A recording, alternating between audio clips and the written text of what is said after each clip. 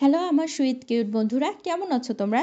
নিশ্চয় আমার গল্প শুনে শুনে খুব সুখ নিচ্ছ আর আনন্দে আছো, তাই না? তোমাদের আনন্দ দিতেই তো আমি নিয়মিত তোমাদের জন্য নতুন নতুন গল্প নিয়ে হাজির হয়ে যাই। তো চলো, তোমরা যারা এখন আমার চ্যানেলটি সাবস্ক্রাইব করনি তারা প্লিজ প্লিজ প্লিজ আমার চ্যানেলটি সাবস্ক্রাইব করে দাও।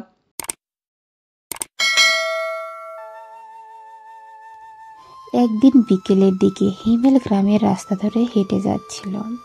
তার চোখে অনেক কিছু ছিল, গভীর কিছু ভাবনা, ছোট ছোট স্বপ্ন। গ্রামের শান্ত পরিবেশ, সোনালি আলো, মৃদু বাতাস, সবকিছু মিলিয়ে তার মনে এক ধরনের নীরবতা ছিল। সে জানতো তার জীবনে একটি বড় পরিবর্তন আসতে চলেছে, কিন্তু কি পরিবর্তন তা সে জানতো না। তার মধ্যে এক ধরনের অজানা উত্তেজনা ছিল। গ্রামের এক কোণায় ছিল ঋতু, গ্রামের সবার কাছে পরিচিত।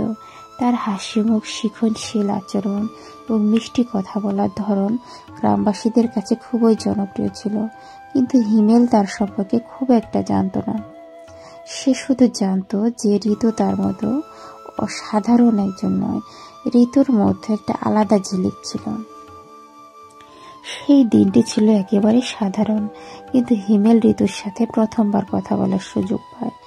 মেলার দিন হিমেল গেছিল মেলা দেখতে, আর সেখানে সে ঋতুকে প্রথম দেখেছিল। ঋতু তখন মেলা প্রাঙ্গণে এক বন্ধুদের সাথে দাঁড়িয়েছিল, হেসে হেসে কিছু বলছিল। হিমেল প্রথমবার তার দিকে তাকিয়ে ঋতু হাসলো, কিন্তু ঋতু তার দিকে তাকিয়ে কোনো আগ্রহ দেখায়নি। সবার মতো সে হিমেলকেও তেমন পাত্তা দেয়নি। তবে হিমেল অনুভব করছিল কিছু একটা ছিল, এক ধরনের শূন্যতা, যা তাকে এক অজানা দৃষ্টিতে ঋতুর দিকে আকর্ষণ করছিল। দিন চলে গেল, কিন্তু হিমেল আর ঋতুর মধ্যে কোনো যোগাযোগ হয়নি। হিমেল বুঝতে পারছিল না কেন সে বারবার ঋতুর কথা চিন্তা করছে। ঋতু খুব সাধারণ ছিল, তার কোনো অদ্ভুত বা বিশেষ গুণ ছিল না, কিন্তু হিমেল তার কাছে কিছু একটা খুঁজে পায়, এক ধরনের শান্তি, এমনকি কোনো অস্বস্তিও।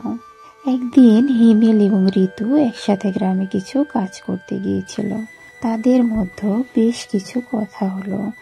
ঋতু হিমেলকে বলছিল, তুমি কি জানো, গ্রামে এমন কিছু আছে যা আমাদের আসল সত্তাকে তুলে ধরে। আমরা সবসময় অন্যদের মতো হতে চাই, কিন্তু নিজের মতো ভালো থাকার জন্য প্রথমে নিজেকে ভালোভাবে জানা উচিত। হিমেল এক মুহূর্ত চুপ ছিল। ঋতুর কথাগুলো তার মনে গভীর ছাপ ফেলেছিল। সে জানতো এই কথাগুলো ঋতু সহজভাবে বলে না, এর মধ্যে কিছু ছিল, এক ধরনের শিক্ষা যা হিমেল বুঝতে পেরেছিল। তারা সারা দিন চলতে থাকে। হিমেল আর ঋতুর মধ্যে কিছু ছিল। একবার হিমেলকে ঋতু বলেছিল, তুমি চুপচাপ থাকো, কিন্তু তোমার মধ্যে এমন কিছু আছে যা অন্যদের কাছে সাধারণ মনে হয় না।